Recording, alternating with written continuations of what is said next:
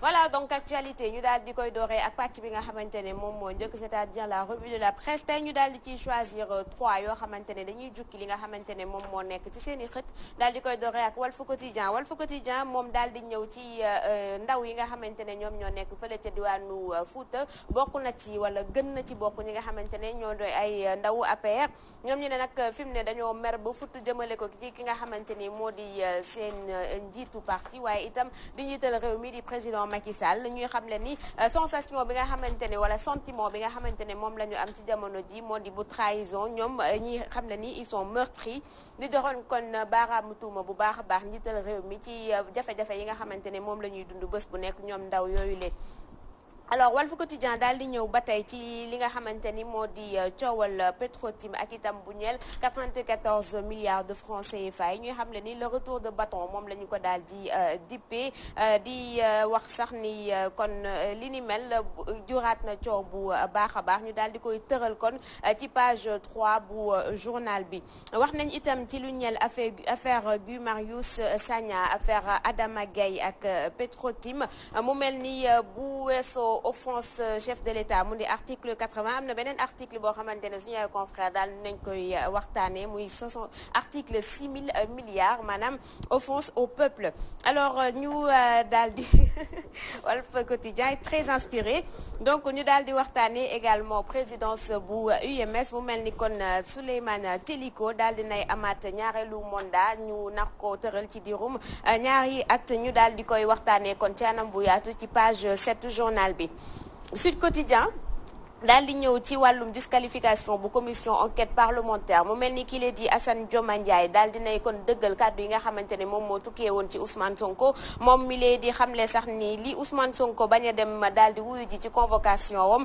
yoon la muy xam ne ni lu logique la ci démarche am ndax commission boobu amul benn convocation boo xamante ne war na koo mën a jox nit ndaxte du ñoom ñoo war a juger ci wàllum détournement ou pas ñoom seen rôle du loolu bu ñu sukkandikoo ci ki nga xamante ni moo di Assane Dioma Ndiaye alors ñu dellu si ci loo xamante ne Walf Quotidien daal dina koy waxtaanee ñu jàll ci kon enquête daal di ñëw ci condition de travail yi nga xamante ne moom moo am ci fonction bi muy condition yoo xamante ne c'est indigne muy alerte bi nga xamante ne moom moo tukkee kon ci magistrat yi tukkee ci kaddu Souleymane Teliko mi nga xamante ne comme amaat na ñaareelu mandat ca bopp Union des magistrats sénégalais président UMS kon daal di déplorer maanaam ngañ inexistence ak bu cour suprême ci li nga xamante ne moo di ab siège boo xamante ne wuyu na bu baax li nga xamante ne moom moo ñel boobule union des magistrats ñu dellu si itam ci coulisses yi ak itam ci réélection ak critiques yi nga xamante ne moom moo jógee ci ay njegeñaaleem Alioune Sow je pense que muy ñetti poñ yi nga xamante ne ñoom ñoo gën a fës wàllum réélection Téliko bokk na ci également ki nga xamante ni coowal 94 milliards yi nga xamante ne tout le week-end on en a parlé et bokk na ci également ndaw yi nga xamante ne ñoom ñoo nekk fële ca Fouta nga xamante ne dañoo mer ba Fouta jëmale ko ci président Macky Sall. oui surtout ndaw yi nga xam ne di nga moom Fouta xam nañ ni dëkk boo xam ne la c'est dafa climat bi dafa aride amul melul comme la Casamance par exemple nga xam ne dafa naat ak yi demee noonu lenn la ñu am moom mooy dëkk boo xam ne la am na ay ressources minières y a beaucoup de phosphate mais sociétés minières yi amuluñu benn intérêt les populations les promesses qu'ils ont yi nga xam ne dañ koy tenir au départ bi ñuy taxaw foofu musuñu ko respecter sans doute avec la complicité de l'État du Sénégal je pense à société xam ne bëgguma leen publier fii mais ils ne font pas amuñu benn forme de solidarité par rapport ak justement la professionnalisation de ces jeunes qui sont au niveau de Matam donc kenn dimbaliwu leen kenn jàppalewu leen donc ces jeunes là sont hyper découragés par rapport au comportement que le président Macky Sall a dans sa politique en tout cas vis-à-vis d'eux donc c'est très très compliqué pour ñoom et ils ne sont pas contents et ils le signalent donc mais il faut dire que ce n'est pas que ces jeunes là de Matam ñoom ñoo wax seen bopp tey jii nii mais Sénégal bi yëpp moo am beaucoup de difficultés beaucoup de problèmes les jeunes je rappelle souvent et j'ai l'habitude d'insister là-dessus 70% de la population du Sénégal a moins de 35 ans Sénégal tey 15 millions d'habitants la ñu Cheikh Diane Gomis 10 millions yi 15 millions d'habitants 10 millions yi yëpp moins de 35 ans la ñu am te ci 10 millions yooyu 8 millions yëpp liggéeyuñu Sénégal amuñu 1 million de personnes yuy liggéey normalement ñu reconnaître leen 1 million de personnes ci 15 millions yoo xam ne ñi ngi liggéey di xëy ñu reconnaître leen nekk ay salariés ñu xam leen inscrire leen ci moo xam nu ñu koy waxee mais ay genre URSSAF wala yi demee noonu ñu inscrire leen quoi ci liste yi ñu xam état bi xamee leen amul 1 million moitié bi ay kii la ñu ay fonctionnaires la ñu yaa ngi dégg donc c'est un pays à problème c'est un pays boo xam ne y a beaucoup d'informels kenn xamul xaalis duggul xaalis génnul kenn xamul lan mooy dugg lan mooy génn xaalis bi doyul recettes yi dans le pays doyul 4000 milliards la ñuy soxla chaque année pratiquement. motif bi nga xamante ne moom moo gën a tax ñoom ñu def seen marche bi c'est-à-dire arrêt travaux route nationale numéro 2 bi. Est-ce que c'est pas un peu bizarre si on se dit que même bu arrêt amul woon. bu travaux yi jeexee enfin. dañ ko suspendre pour l'instant mais bu travaux yi jeex na amatul lu ñu fay continuer ça est-ce que nekkul ni que peut-être ay emploi ay yooyu la ñu waroon defal marche sachant également que parce que man marche bi daf ma surprendre tout en sachant que Fouta dañu voter massivement pour le président Macky Sall mais en général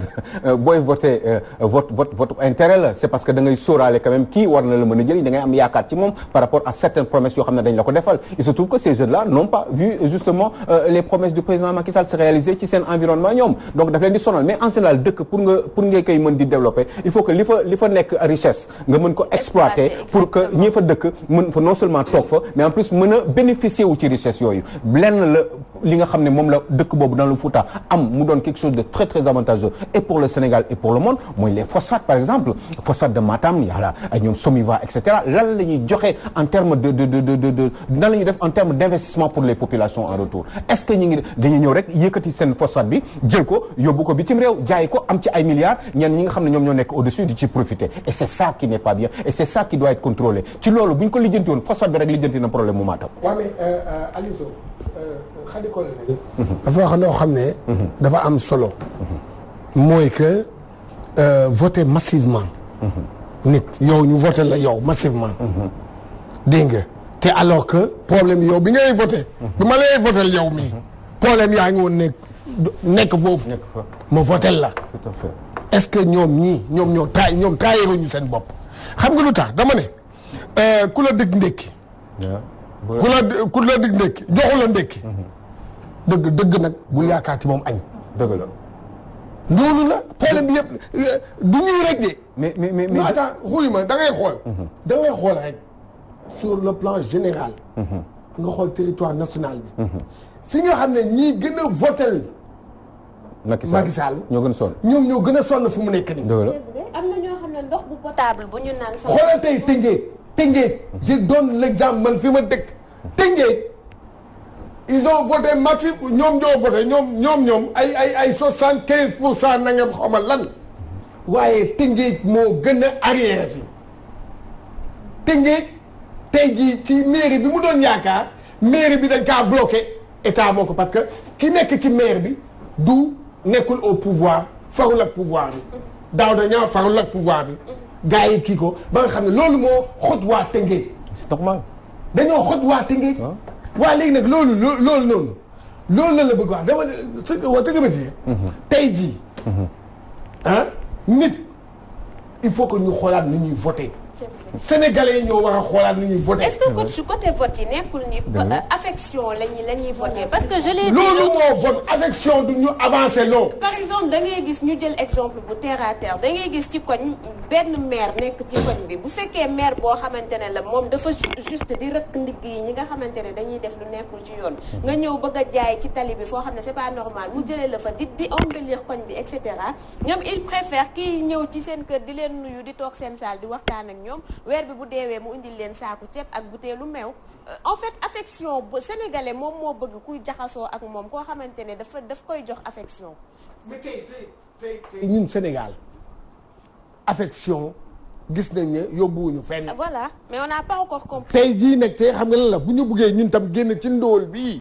mooy xam nga lan la amul affection bul xool ne Cheikh Tidiane Gomis dama kaa bañ du ma ko voter non Cheikh Tidiane Gomis lan lay proposer. lan lay wax lan et puis ñu sonné gaaw am na fi gis nga man defe naa ne il faut que ñu jël dëgg la exemple ci tubaab yi dafa am ay élection bu présidentielle jeexee après day am ay élection locale législative ci foofu yow bu ñu la falee ba pare dañuy xool diir boobu lan nga def bu dee avancé woo gars yi sanctionné la ci bu foofu nga xam ne ñii wax nañ la nga demaat ba saa gars yi nga jéem a defarwaat gars yi ne waaw noonu la ñun noonu la ñu war a demee mais da ngay gis fii élection bu commencé day mel ni traite la am na ñoo xam ne loolu la ñuy xaar traite boobu lañ leen di gis du ñu gis kenn man maa nii ma ne Tëngéej damay jox exemple Tëngéej balaa ngay mën a gis politiciens yi rek élection jot gisuñu kenn nañu gisul kon nag mu ngi noonu tey jii c'est ça aujourd'hui le problème moom mooy lii am nii léegi nag ñii jéngu nañu man damay ne jéngu bi dafa lii c'est trop tard kon nag tey jii il faudrait que nit yi seen jëmmu bopp ñoom ñoo war a xoolaat seen bopp. mais xam nga c'est normal aussi ma xam nga bon des fois quand j'insiste sur le niveau de maturité des Sénégalais ci wàllum démocratie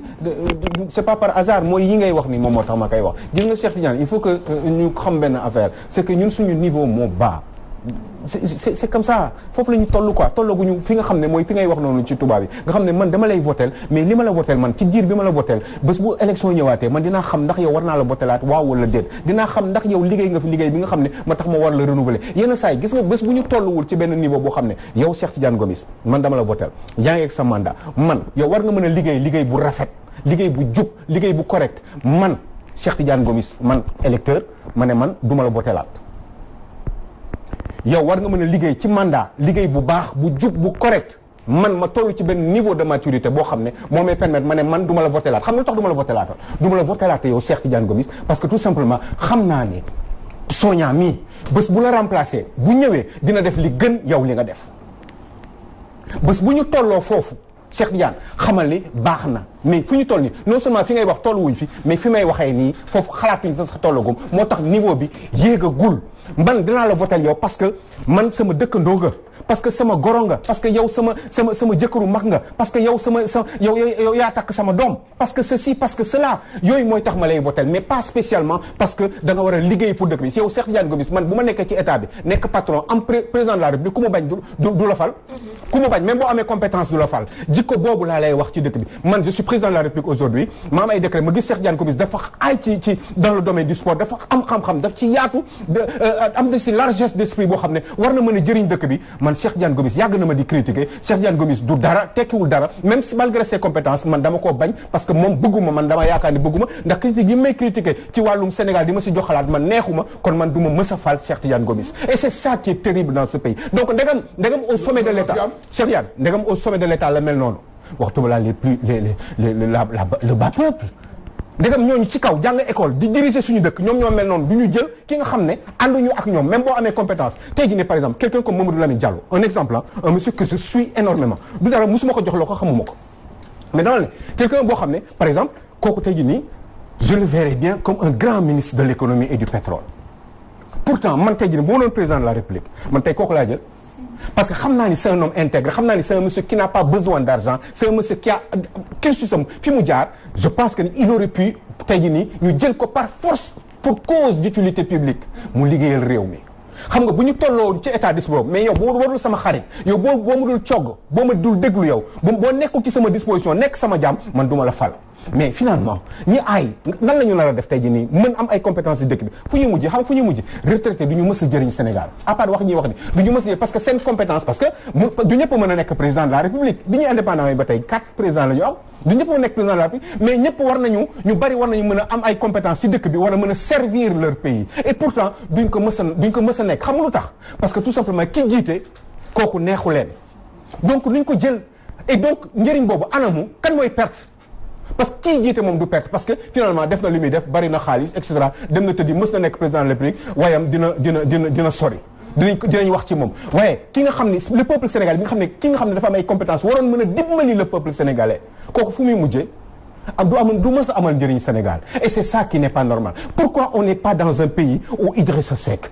ces gens qui sont au pouvoir Ousmane Sonko des gens comme Barthélémy Dias tous ces gens-là pourquoi ils ne se retrouvent pas après à l'issue d'une élection présidentielle se retrouver s'organiser regrouper leurs compétences pour travailler pour le pays ku nekk lépp li nga mën ci xam-xam nga ñëw teg ko pour Sénégal avancer fukki at laa la may kenn du ko waxati demal en Allemagne Angela Merkel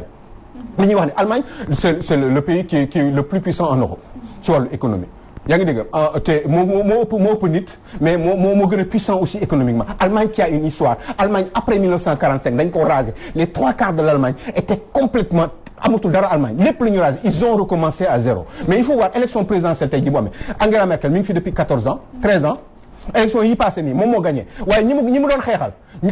ki nekk ministre des finances mi ngi ci wetam daf ko jël def ko ministre des finances elle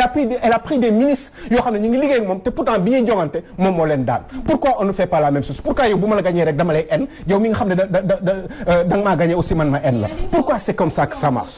li nga xamante ni moo di intérêt personnel ak intérêt collectif dafay intervenir. parce que yaakaar naa bu dee peuple bi rek moo ma yitteel. bu ñu passé élection dinaa gëm yàlla xam ne yow yaa gagné. mais quand même suñu ay compétence wala suñu xam-xam li ñu am lu mu néew ak mu bëri. dinañ ko boole ñun ñëpp joxe suñu xalaat bind peut-être loo xamante ne dina jëriñ li nga xam ne moo di askan bi. mais aussi askan bi tey ji yaakaar naa problème bu